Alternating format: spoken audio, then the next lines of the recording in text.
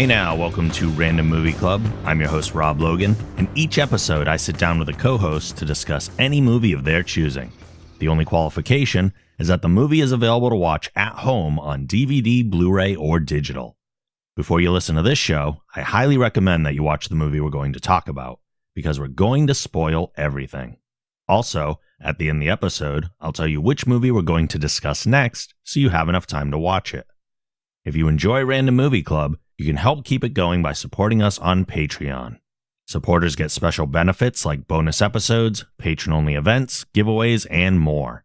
Show your support for Random Movie Club and the Geek Generation by visiting our Patreon campaign at thegeekgeneration.com/support. On this episode, I'll be discussing Dead Poets Society with Pumpkinberry. Let's roll the film. Dead Poets Society was released in 1989 from director Peter Weir. Written by Tom Schulman, the film stars Robin Williams, Robert Sean Leonard, and Ethan Hawke.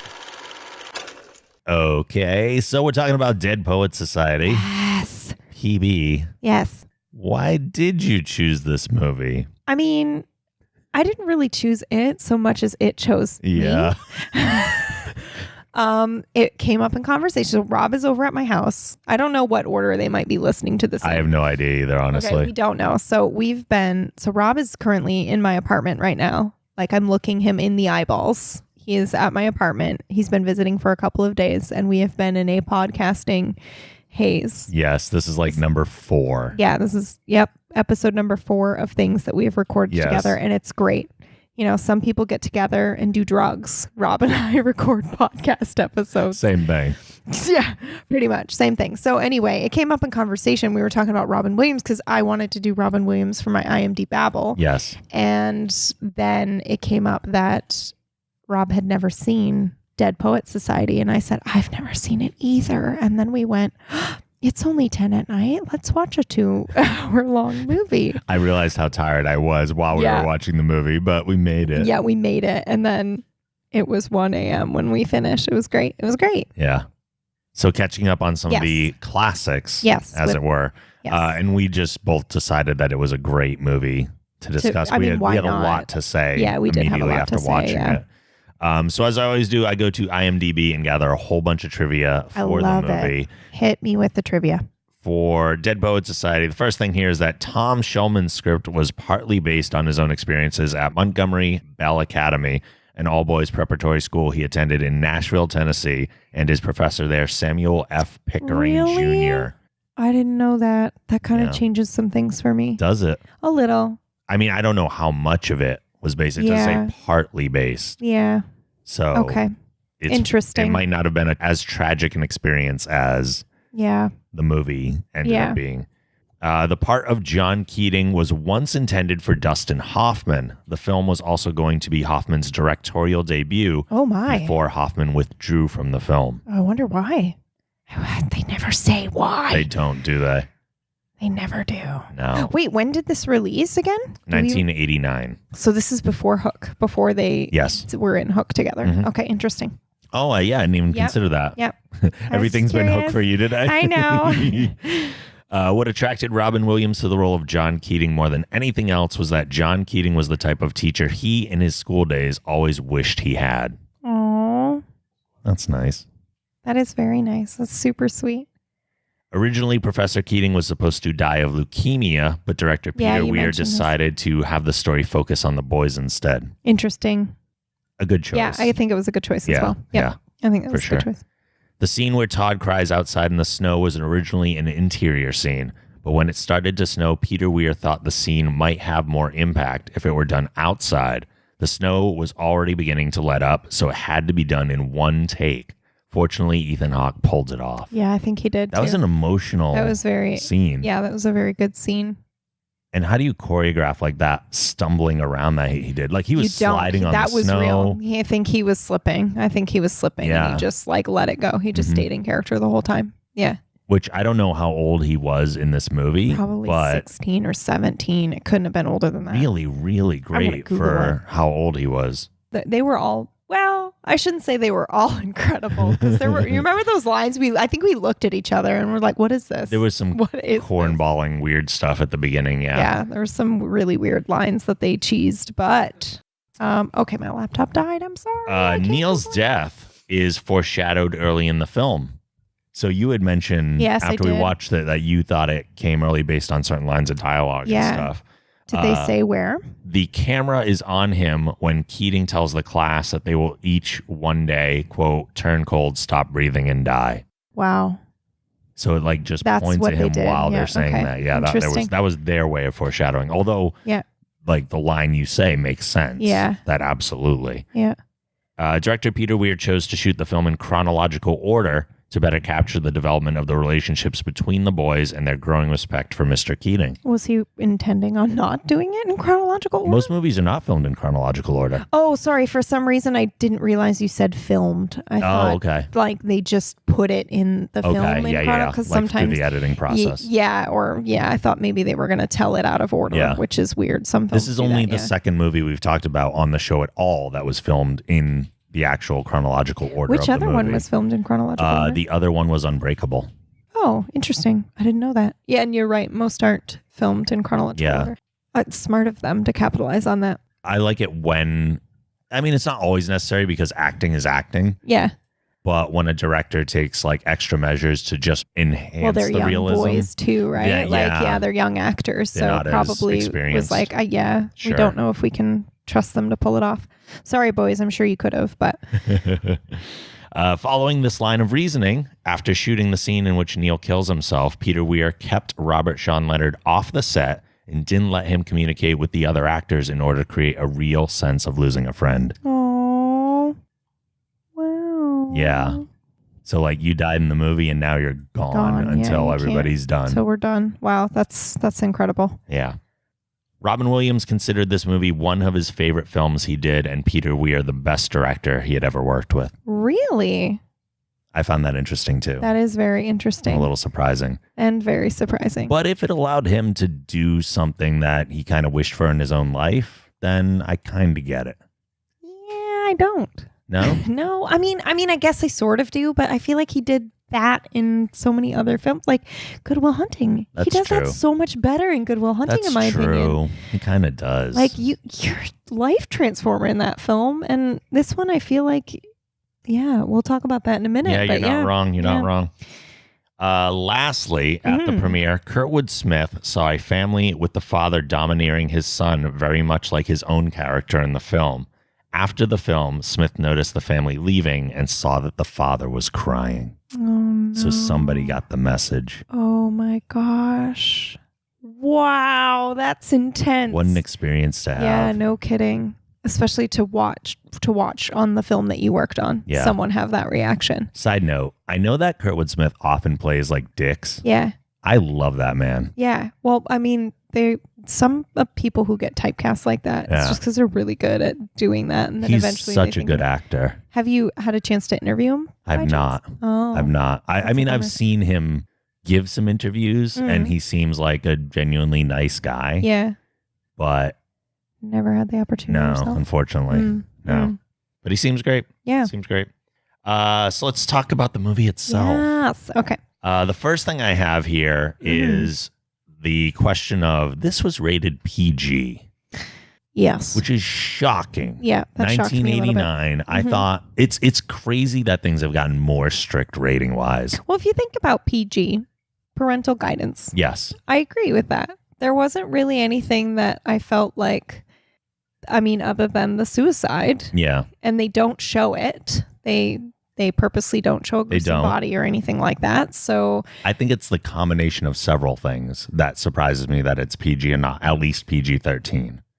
Yeah. I don't know if I would have a movie with suicide for a kid under 13. Yeah, 100% now the film would be rated at least PG-13. At least. Yeah, at least. There's that. I think we're a little more harsh now about movies that have smoking. Yeah, that's true. And kids smoking. Yeah, kids on top smoking, of that. Yeah. And nudity. There was that weird There was poster. the centerfold. Yeah, that was. Even though it's only shown for a few seconds. There was that nude centerfold. And then there was also that weird party where he kind of and there was drinking. Took advantage. Yeah. Yeah, that was a bit weird. I'm shocked that this is PG just Yeah. based on that stuff alone. Well, it was the 80s. Like, I mean, I don't personally care. Yeah, but it is interesting. It seems like the standards have changed so much. Well, yeah, we've gotten a little bit harsher on that stuff, I think. Everybody's butt cheeks are a little tighter. Yep. Clench. And kind of going through the characters instead of the plot like we normally do. Yeah, because I think this is a good move. it's kind of the better way, to talk about John Keating first. Okay, really? First? Unless we want to go opposite from like smaller characters to bigger characters. Let's do that. Yeah, Let's you want to do end with the that. big stuff? We can do that. Yeah. Okay, so I guess the first one then would be Richard Cameron. Okay. He was the redhead that had the weird turn at the end. And that was kind of like his most prominent thing in the movie, I thought. Yeah, it was the only memorable thing he did other than fix his hair for 5 minutes in that one scene. I did feel like his turn at the end was a little bit strange, but I feel like they presented it in a way in which every moment before then he was swayed by Neil. And when Neil was no longer there, Interesting. I think the only person that could sway him was probably the teachers. Okay. Yeah. Because before that, it was always Neil kind of being like, come on, you can do it. So he was just kind of clay. I feel like he was clay. And also, what would you do at that point, I guess? You're pretty angry. Yeah. Their friend died and... He might not have. He just wanted to blame somebody and they were giving him a scapegoat. Yep. They were giving him one on a silver platter. I guess that makes more sense. Yeah. Because it did feel very strange that he was just part of the Dead Poet Society the entire time. And then all of a sudden... There were a couple of things in that film that I felt like were just put in to move the plot along. I agree. So, yeah. Yeah. That was probably also one of them. I'm defending it a little bit. Like, I can kind of see it, but also I can totally see that they just did it to make it move along. So totally. Either one works. Charlie Dalton, who was played by Gail Hansen, Nuwanda. I fucking loved him. Who's a great character. He was one of my favorite characters. And I looked up his credits because we had the question. Right, we were watching it. that's right. Everyone else had pictures of like their older selves acting, and his was only the picture from this movie. This is one of like 9 credits for him. Really? He really didn't have like a long acting career, but he was one of the better kid actors in this movie. One of the better actors for sure. Like, I feel like he outperformed Ethan Hawke. I really do. So I was shocked that he was in the part that he was in. And did he do anything else memorable after this, or aside from the Nuwanda thing? Yeah. I mean, he's the one that initially stirred up the trouble. He brought the girls in. Like the actor. His actor. Not that I saw. This seemed like the most prominent role of his career. That's so interesting. Yeah. Wow, he was so good. Okay, so I felt like his character was actually the most representative of the Carpe Diem, of what Keating was trying to. He was the wild card kid. Yeah. And it wasn't even just that he was the wild card, but he was really trying to find out what it meant to live life to the fullest and do what you want, and riding that fine line between just being chaotic and seizing the day. And, because he does that thing where he does the phone call from God or whatever. Right. And Keating comes in and is like, no, I don't want you to get expelled because that would be stupid. And his response after that, his like body language after that moment where he's like, okay. And he's learning. He like was takes testing it in. the boundaries to see where they were. Yeah, exactly. And then he's like, okay, I'm learning. I'm taking that in. I'm not just being rebellious to rebel. I'm trying to figure out what it means to live life to the fullest. That part I actually liked quite a bit because I feel like a lot of movies, they would have kept the character just too extreme. Yeah, absolutely. And he never would have learned anything. Yeah, and that other moment that they had where they were doing the marching, and he's like, what are you doing? And he says, I'm, exercising my right not to march. And he was like, thank you for demonstrating the point. Like, you got it. Yep. You're on track, But I think that was also really important in demonstrating that they were trying to follow Keating's instruction. Yes. So without that, the rest of it being like, this is Keating's bidding and all that, it doesn't hold up. True. Not that it holds up very so much. Even right though now, anyway. he was exhibiting his right to have like his will, he's was still following directions, and he's still Yep. Absolutely. So that's the thing. Like, it's a movie about free will and like enhancing your free will and free thinkers, and yet are they really? Yeah, exactly. Because they're still following someone else. Now, that is what I wish that the film had explored more. That's the more interesting concept. Yeah, absolutely. Like, did you want to see something where we got to a point where Keating was like, okay, now do this, and this thing that he's suggesting is a bit too far, where the boys are going, wait a minute, we followed you this far, but this is too much. I would have loved that, actually. Yeah. And I would have loved even more if that had been Keating's plan, just to see how far they would go, and then be like, no, and he was I don't just want treating you. his students like guinea pigs. Yeah, or even just to prove a point, to ask them to do something uncomfortable, and then when they stand up, he's like, I have nothing more to teach you now. Like, that is exactly what I wanted. That's kind of brilliant, actually. Yeah, like I wanted you to free think, and even me, you care about me and you want to impress me or whatever, but I don't want that. I want you to think for yourself and make your own choices, right? So teach them free will to the point where they're free of him as well. Yes, I would have much preferred that. I actually really like that idea. Yeah. Yeah. I would have also even preferred it, even if they wanted to keep it the way that they did, I would have much preferred to see some sort of discussion on how, yes, he wanted free thinking. And we talked a little bit about this earlier today, but I really, the time in which the show takes place is the 50s, is super restrictive. Mm-hmm. And I feel like watching it now, we can look at that and get really upset about his dad, overlording on to Neil and being restrictive to him, and we blame him. And then Neil, kills himself. He commits suicide, and we get mad at the dad, and we're like, well, obviously it's not Mr. Keating's fault. But in the time period at which it takes place, no one rebelled against their parents. It was the norm. Like, what they're showing was normal for them. So for the only different thing, like, Neil was fine up until Keating came in and introduced the idea that he could do whatever he wanted with his life. Yep.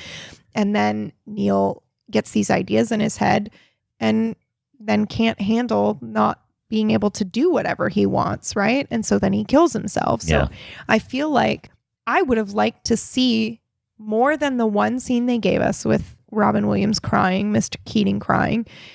I wanted to see that moment of realization of, like, you did do this. Like, you didn't pull the trigger, but you introduced ideas into young, impressionable boys that... See, I got that a little bit from his crying scene. Yeah, I did too, but I wanted more of that. I wanted more of the statement of saying, this is like conformity and what breaking away conformity does to people.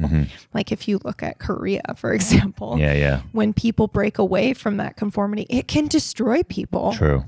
So I just thought that was an interesting commentary on, like, our society in the 50s and kind of like what we were like, and I wish they had done more of that. And that end scene, as satisfying as it could have been, wasn't executed as well as I thought it could have been. And also, if you just leave that part out, then we can talk more about what was so disturbing about this conforming society in the 50s that we had, Now that you say that, I almost wish that the end scene stayed as is, but instead of him just coming in and grabbing the scarf and doing something pseudo manipulative, like we had said before, it was pretty manipulative. If he had come in, started to leave, walked back to the front of the classroom, and interrupted the lesson straight on, and had the other guy be like, no, you can't, and be like, no, I have to, and be like using that as a teachable moment to then be like, I should have known my place in this. I should have been more responsible, and say that, yes, free will is important, but you have to take responsibility for the actions that you use within your free will. Yeah. Then he could have made his exit and had the "Oh Captain, my Captain." Yeah, I would have. Yes, I agree with that. Because that would have resolved a little more of the individual pieces. Yeah, and it's funny because I never pegged myself for a pessimist. So that opening scene that he has with that other professor, where he's like, "I didn't peg you for a pessimist," and he's like, "I'm a realist," and he says that line. That line is one of the most important lines in the film, I think. Absolutely, because that's what I thought the message that they were trying to get across. Like, I thought that that's what they were saying, like, ideas of freedom can be dangerous in this type of society. Not that I'm saying that he shouldn't have introduced free thought. I just think we need to look at what that will do to people when they are sort of indoctrined into doing what they have to do what, and then it's like, the thought was, you finish school, then you can do whatever else you want with your life. You do what your parents want up until a point, and then you're free and you can do whatever. And the way they had set it up with Neil I didn't believe that he wanted to get into acting. Like when he finally was like, all I've ever wanted to do was act. I'm like, this is the first we're fucking hearing. Meanwhile, the first thing we heard about him that he was passionate about was the paper. Yeah. So I feel like as a parent, I would also be like, you don't know what you want. So I empathize with the 50s father parent figure who sacrificed everything for his son to go to school and have opportunity. Like I empathize slightly with that. I realize that that's not how parenting would be now, but I realize that that's what a loving parent would have done back then. You know, I get it. I don't think it's right. And obviously I understand how difficult it was for Neil, but that line that he says when he's like, that's another 10 years, that's a lifetime. I wish that they had spent more time in that moment, because that was the moment where I was like, he said it's 10 years, it's a lifetime. And he felt like it was a prison sentence. Felt like it. Yeah. And that's him. And then his dad says that. He's like, it's not a prison sentence. Like, what are you talking about? And then he just says nothing after that. And then he sits down and that's the moment defeated. I knew. Yep, defeated. And I was like, that's it. He's going to kill himself. There was a few things that I read about the movie, and there was one idea that came up in a few different articles about like Mr. Keating being a bad teacher. Yeah. In the sense that he was pushing this thought of free will, and it was the only thought he was pushing. Like he had them tear out parts of the textbook, which seems like a great act of defiance. Yeah. And to think differently and not conform to this system for judging poetry, which is a silly system. It was a silly system. It's ridiculous. It was absurd. So I support that part, but he's also only bringing in poetry that supports his line of thinking. Yeah. And not all poetry necessarily. Maybe he was going to get to that stuff eventually. Or maybe he did and we didn't see it. Right. But what they showed us was only stuff that supported this like free will idea and this rebellious idea. Yeah. I think what he didn't realize that he was doing by supporting these free thinkers was creating like a mini cult of people who wanted to support Keating. It even had a name. It did. Yeah. So I think, while it gave them good memories and whatnot, nobody really decided to think for themselves except for maybe the Ethan Hawke's character and Neil. But I feel like the tragedy of Neil is that he couldn't communicate properly with his dad. And that is why he killed himself. It wasn't because he wanted to be an actor, which I feel like can get confusing. I think that in that moment when his dad says, then what? Just he asks him. Meanwhile, rewind to the scene with Mr. Keating and Neil where he's like, have you told your dad this? Just tell him. No, I know what the response would be. I know what it would be. But you need to tell him these things. Okay, I will. And then I think in that moment for him to be asked directly, well, then just tell me. What are you feeling? Yeah. Tell me. That's why I was so surprised that he didn't. Yeah. Because when he sat down with Mr. Keating and he was like, well, you're talking to me like this. Yeah. And I'm an adult. Yeah. And then why can't you tell your dad? He was like, well, you're not my dad. And we have a different relationship. It's like, but you could have that relationship with your dad. Or just try, or just tell him. Yeah, absolutely. And they didn't push that enough in that conversation either. Like they started that idea, but they didn't go far enough with it. Yeah. And I think it was also super interesting that when his dad asked, it was like he already knew what the response was, and he just had that defeated moment. Like, nothing. I don't feel anything, and I'm sit down and it's fine, Dad, whatever. And that to me was probably one of the more tragic moments. Is that scene, that moment there where, and then of course, obviously the scene that follows after is pretty horrific. Oh yeah. And the lighting change. Can we just talk about all of that? Yeah, everything was fucking so beautiful about that scine. It was Neil that walked down the staircase. Yes. And we were like, this looks like a horror movie. Yep. Because what happened was he said that line and I thought to myself, oh, he's gonna kill himself. But I didn't say anything out loud because I just didn't. And then what happened? He got up.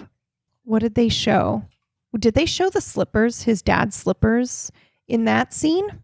When he was after the shot? Yes. Yeah. Yeah, he puts his slippers on first. But that's not him. That's his dad taking his slippers off, right? Yep. And they show how meticulously his dad lines up the slippers. And then they immediately cut to Neil looking at his pajamas completely meticulously folded. And I knew instantly, I was like, oh no, this is this. And then I said it out loud to you. I said it out loud to Rob. I was like, he's going to kill himself. And then yeah, everything about the scene, the music, the lighting was darker, and all the angles were like from down below, up above, and it was just, oh my God, it was really well done. And we were just looking for all the signs as they slowly got revealed, like him pulling out the gun. We're like, oh no, that's not. Oh my God, it is. Yeah, yeah. And then the second floor window, because initially we thought he was going to jump out the window, because he slowly opens the window for the fresh air, puts on the puck crown and breathes in and just like takes in that moment before he. The one thing I was surprised about is that he didn't do it while still wearing the puck crown to like because illustrate that wasn't a point. him. Oh yeah, no, because he didn't do it in a moment, in an act of vindictiveness towards his father. True. He did it in an act of, I can't get out of the prison that I'm in. True. I also thought that Puck was a conscious choice though, as like this free-willed kind of spirit of chaos. Yeah. And that he was kind of portraying that and like, well, I'm going to do this ultimate act of free will. Yeah. But to me, it felt like he put the crown for Puck on, breathed it in, and he was happy in that moment. And then put it away. Put it away, yeah. That makes just sense. like he had his entire life pretty much, and then was like, then took the way out. Oof. Yeah, I wouldn't imagine him wanting to get blood on the crown, like it was. That's actually true. Yeah. Yeah. Is that dark that I can I think like that? You're cringing at me right now. You're looking at me like, oh. You're not wrong though. That's the thing. That's the thing. Yeah. So. One of the other characters we haven't talked about yet, because we've kind of hit on a lot of them individually. Yeah. Is Knox Overstreet, who we both had a huge problem with his storyline. Which is a shame because I like Josh Charles, the actor. Sorry, Josh. It was great. Yeah, this is not his fault whatsoever. It's not your fault. You were a great actor, but I'm sorry. His storyline was absolutely terrible. You cannot love a girl when you see her for 5 minutes. You have no idea. She even says that in the fucking film. You don't know me. And he's like, I love you. Yeah, it was that idea. That, but you don't know who I am. Of like the 80s/90s high school movie where the guy sees the girl's a trophy. Yep. And he ignores everything else. And she's with somebody else and he has to like win her over. But in this, like he says the guy's a jerk, but the guy doesn't do anything that's jerkly. We don't like know. And beating even if him he up is at the party, it doesn't matter. It doesn't. Like she's not with you. She's with somebody else and she tells you no. Yeah. So back off. Like Knox getting beat up at the party was justified. Totally. Like, he kissed her while she was sleeping, you psycho. So creepy. Sorry, but yeah. Like it's one thing to pine for a girl, and guys do have, especially around that age, do have like these weird expectations that are created by movies like this. Thank you, movies. Yeah. That's how they're supposed to. Yeah, that's how they're supposed to go after. They're supposed to go after, almost viciously or rabidly, and go like with I keep all going. These grand gestures. Yeah, and things that they don't ask for because they don't realize that they love me yet. Like I have to do this to win them over. So that was just a little bit bothersome. And then it was the kiss scene that was like you both sent it way over the top. Like, this is so fucked up. It's so bad. Yeah, it was really bad. But you know what? Even if I would have been somewhat okay or willing to let that all go, if it had ended where he walks in the hallway and is like, I don't care what she said. Because he says that. He's like, she didn't say anything. What? She didn't say anything at all when you read her this like crazy love poem? No, she didn't. And I don't care. I just know that I did it. Like I did what I was passionate about. Yeah, you mentioned that. And if it had just ended there, fine. But then it doesn't. Like, I think he ends up winning. He takes her to the fucking play and they hold hands. Over. And it's so weird. It's so weird. That doesn't happen in real life. It does not. That's not real life. Also, she's a person with thoughts and feelings. Show us that, Like, yeah, it was just weird. Yeah, the whole storyline could have gone away completely. I mean, I know that they wanted love and passion and whatnot, but I don't know. It just felt like it was one of those parts that felt just thrown in. Like, it was the idea. It supported Keaton's whole argument of, we do this to woo women. Yes. Yeah. Which he took in a twisted, weird way, because that is not wooing women. Yeah, no, it's really not. And even, because they do that scene with Wanda? Nwanda. Yeah, they do that scene with Nwanda where he brings in the girls and like woos them with poetry. That's the way to do it. Like he invited them over. Yeah. And they were, that poetry is so good. Even that was stronger than that weird love story that they kind of threw in. Yeah, I don't know. I was just not a fan of that. I would have appreciated more time with Ethan Hawke's character or even Neil over that. Yeah. Even he was one of the main characters and we didn't get to spend that much time with him. Yeah, Ethan. Yeah. I think one of the coolest scenes in the film actually is when he is in that room and you see like 4 or 5 different papers crumpled up around him. Yeah. And he's writing this poem and he's working really hard. And then the very next day he's like, I didn't write one. Oh, come on. Yeah. That was so touching because that says so much. It bothers me because the film did so much right. Yep. But then they fucked up, in my opinion, in a lot of other some stuff. ways. Yeah. Absolutely. In some other ways, they left me wanting. So that's told so much about that character in 2 minutes of film time. So. I thought they were going to get into an area of like dyslexia or some trouble with you reading. mentioned that while we were watching it. Because he kept avoiding not just reading in front of people, but just reading. Yeah. In general. Yeah. Reading out. And we commented on how bad. Was it him that his handwriting was so bad? His handwriting was terrible. I'm sorry, Ethan. So if I you're thought that listening kind to of this by some supported miracle, that. I thought it was good Lord. intentional. Yeah, okay, yeah.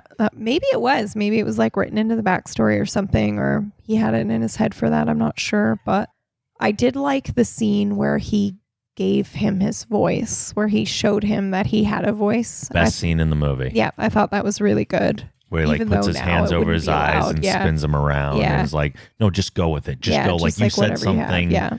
Just spitball it. You don't have to write it beforehand. Write it now. Oh, yeah. Like, that was so great. That was really good. And then when he was like, remember this moment, like that was very Best cool scene too. in the movie. Yeah, easily. that was really good too. Better than the "Oh Captain, My Captain." I know that's the iconic part of this says movie. that, and that it crushes their hearts. Or you know what? Okay, now that we're talking about "Oh Captain, My Captain," Yes. I just have to say that is totally destroyed by the opening scene where he says, "You can call me Mr. Keating, or you can call me Captain." Mm-hmm. Who gives themselves that name? Yeah. Who gives themselves that title? Only a narcissist. I'm sorry, but that's insane. It takes away the power of them saying, "Oh, Captain, my Captain." Like if it had been a scene where he read, "Oh, Captain, my Captain," and was like, I'm so passionate about this because of this reason. And then at the end, they're like, "Oh, Captain, my Captain." It would have meant so much more than him trying to force them to call him Captain. Yeah. It's just like conforming. And that's another argument against the movie is he's not just teaching them free will, he's teaching them narcissism. He's saying that what you want is more important than anything else. Yeah. Don't worry about the people around you. Yeah. Go after parents who your have things. sacrificed everything. Yeah. So like is live your that life. is he teaching them indirect narcissism? Yeah. And now that And it's selfishness. Yeah. Mhm. And I mean, it's not selfish to. So this is, I guess, I just really wish there had been more of this. Like, is it because it came out in late 80s about the 50s? I thought it could have been more talking about why we want to change things. You know, I feel like films can do so much when they talk about the past and say, we don't want to do it this way anymore. So we don't want to live restrictively like this. We don't want to push our kids into one direction and just mindlessly do things. So show us that. Show us why it was bad, and show us what supposedly free thought did in that kind of situation. I really wish there had been more give of us that. an excuse more than just carpe diem. Carpe diem's great. Yeah, carpe diem is awesome great. thought, awesome idea, but why? Yeah, and also just show us the balance, or don't. You don't have to show us the balance between going after your own things that you want in life and making your parents happy, or, you know, whatever. That's just something I'm personally interested in. How do you find the balance between what you want to pursue and, you know, maybe other people in your life? Or because there's this whole movement now that's like, do what you want, satisfy your needs and all that. And that's kind of like really big right now. But what they don't talk about is like at what cost, you know, to everybody around you and things like that. And yeah, I just find that interesting. I just thought that was a very interesting take on the 50s. And I think I mentioned this earlier when we were talking about it. I'm trying to make sure I mention all the things I mentioned before when we weren't recording. I'm so sorry. Is my grandfather grew up in that era, and he was very closed off and very reserved. I never once ever did not know that he loved me with all of his heart. But I don't think he ever he was like Neil's dad. Yeah. Very closed off. Didn't talk to me about his time in the war, even though I, asked and wanted him to be able to open up to me. And that may sound insensitive, but the reason I say that is because the first time I brought my husband home to like meet and hang out and meet my grandparents, he wasn't my husband yet, but I walked by and I heard him talking to my husband about these things. And I was like, oh man, I have always wanted to talk to him about this and thank him for his service and just say like, I know you couldn't come and visit us in Japan because we grew up in Japan. I know you couldn't come back to Okinawa because you were here. Yeah. And he couldn't come back. He never came to visit us. Oh, wow. And I just wanted to tell him that I know that. And I forgave him for that. But he just it never came up, and I never brought it up. And I don't have any regrets. Like I know he knows I loved him and I know he loved me. But it's just like, I was like watching that era, that time period, like before me in this film. They just didn't do that. It just wasn't something that they did. So I would have explored like why. And yeah, I just would have loved more of that. Anyway, who's next? We haven't talked a ton about Todd Anderson, which is Ethan Hawke's character. And he's an interesting one because he is supposed to be like one of the main characters. Yeah. He's affected a lot by Neil's death. And he does make that last stand. But see, can we talk about the last stand a little bit? Absolutely. So I know we talked about this earlier, but in the last stand, it's like they basically throw him under the bus. They sign this thing, or I guess it's left ambiguous as to whether or not Ethan signed it or his character did. But I'm pretty sure he did. Yeah. I'm pretty sure that he did. Yeah, because he does apologize. Yes, you're right. He does apologize. He's like, they made us do it. Yeah, they made us do it, but they didn't. No. They didn't. So they didn't exhibit their free will. No, they didn't. They conformed. And I think that's why they do the "Oh Captain, My Captain." They're like, we failed you. Yeah. Because we didn't take the lessons you taught us in the final test. Or did they? By signing? Yeah. See, I don't think they would have done the final stand then in that case. Because they did it and then they realize after how bad it was.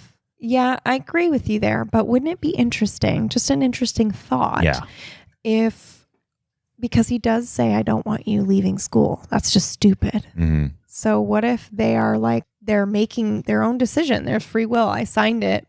I realize it wasn't your fault, but like. So what if the "I'm sorry" means I'm sorry I thought of myself instead of you? No, I don't know. Yeah, the "I'm sorry" is you didn't deserve this. Yeah. Yeah, but they gave us an out, I guess. I don't know. I don't know which I like better. Yeah. But it's an interesting thought. But it did lack some impact. Yeah, it did. I totally agree. Because that's an iconic movie scene. Yeah, and everybody talks about it. And maybe it's because everybody's talked about it and it's been built up so much that we didn't enjoy it as much as we did. But I don't know. I just felt like... And it's a weird end. It's a super weird end. It felt like it ended kind of abruptly. Yeah, he leaves the classroom and that's it. Like, that's it. I don't even need closure a lot in films. I like it when they leave things ambiguous. But this was just like... What it felt like, what it honestly felt like was they blamed him for what happened to Neil. Mm-hmm. And then they were like, oh, but we can't just have him like get fired. We have to have something happen. We have to have some sort of final act of defiance or farewell. And that was it. And he was like, thank you, boys, is what he said at the end of it. Yeah. That's just. Is that enough? Yeah, I don't know. Like it just doesn't feel like enough. Yeah, like sure. They're saying, okay, we're still on your side, but you gotta go. Yeah, but even when that final scene and they were all just standing up one after another, we just looked at each other and we're like, they're still just sheep. They're still just doing what the other person is doing to do it. I think in that final stand scene, the only one that I was shocked was the guy who wrote the cat poem. Oh, He wrote the cat poem for like a second, and then he even stood up and was like, well. Now, there was another piece of trivia that said initially Cameron, who is the redhead, was supposed to stand on his desk as well. And that actor, even as a kid, was like, told the director, I don't think he would do that. Yeah. Based on what he's done. And the director was like, you know what? You're right. You're right. Yeah. Wow. So he doesn't end up standing, even though he was part of the society, because he was the first one to kind of turn. Yeah. Turn his back. But I think the point of that scene wasn't as much for the group as it was for Todd. because to stand up. He's the one that's been sheepish and hiding and afraid to step forward the whole time, and he's the one that starts it. I feel like it would have been almost more powerful if he was the only one that did it. And no one else and did. Nobody else did Interesting. it. And he just said thank you and left. And said something like, I won't forget. Yeah. To kind of reference that other scene. I won't forget this moment. Yeah. That would have been so good. But yeah, having them all get up and stand up just felt so strange to me. Yeah. Again, totally fixed if he didn't also refer to himself as the captain in the beginning. It would have been way more powerful if he just read a poem that he liked and then they called him captain at the end. Yeah, you're right. That would have been great. But alas. So I think kind of our big takeaway then from the movie as a whole is there were some things that could have been left out. There were a lot of great ideas that just weren't fully explored. Yeah, I feel that. That's a good, for a 2-hour movie with a very slow burn. I feel like they could have done some things differently. They could have cut a lot of scenes out and done something so that we could really feel like they were making a statement. And maybe they didn't want to make a statement, but I feel like a movie about making statements should have made a statement. More of one. Yeah, sure. Yeah, for sure. Yeah, like it's definitely not the classic that it was hyped up to be for all these years in my mind. But I do think there's something there. Yeah. It just wasn't what we were expecting. Yeah. I don't think. Yeah. And Keating himself was a bit like that leukemia bit of trivia is interesting because knowing that they originally had planned that. And he probably acted it that way. He probably acted it that way also. It adds a bit of sadness to it because it's one dying man's attempt at prolonging his life or like basically a fucking battle cry. Like, I don't want to die. Carpe diem. I am trying not to die. I'm scared. And then because you are trying to, it's like that road to hell is paved with good intentions. Sure. Like you had every good intention in the world doing this to these kids, but introducing these ideas of, free thought, or you can do whatever you want. You can go be an actor in the 50s. Yeah. I'm sorry. You would have starved to death unless you got super lucky and also probably taken advantage of and lucky. Like so much had to happen for them to be successful at that time. Like he was a super effective inspirational teacher that lacked some responsibility. Yes. Yeah. Take some responsibility, Keating. Yep. Yeah. Anyway. Yeah. That's it. That is Dead Poet Society. That was all right. It was all right. It was worthy of discussion. Yes, very worthy of discussion. Yeah. I really would love. Yeah, I love that. So if you haven't seen it yet, and we've just spoiled the whole thing for you, you should go see it and then tell us your thoughts. I would love to know people's thoughts. Yeah, I would too. I feel like we had some very off the norm ideas about it. And I'm sure people have seen it and have novels of feelings about it. I'd love to hear from some people who look at this as the classic that it's intended to be. Yeah, and who love it. And just love it. Do you have an email for that? We certainly do. Yes. Podcast@thegeekgeneration.com. Yes. Or they can go to the post right on thegeekgeneration.com and they can comment below. Leave your comments. We want to see them. I want to see them. I want to see them. Tell us your thoughts. As we are wrapping things up, PB, where can people find you on the internet? Oh my goodness gracious. I am PB. You can find me at Twitch and Twitter at Pumpkinberry or my website, pumpkinberry.tv. I do a lot of different things on the internet. However, one you might be most interested in is I also run a podcast. It is called The Deep Dive, and it's about video games. And we talk, it's kind of like Random Movie Club, actually, but for video games. Fancy that. Fancy that. That's it. Thank you so much for having me. Thank you for being on yet again. Bye, guys. Bye. Random Movie Club is a production of the Geek Generation. If you like this show, be sure to check out our other podcasts on the Geek Generation Network at thegeekgeneration.com. Don't forget, you can support Random Movie Club and get access to exclusive bonus content by visiting our Patreon campaign at thegeekgeneration.com/support.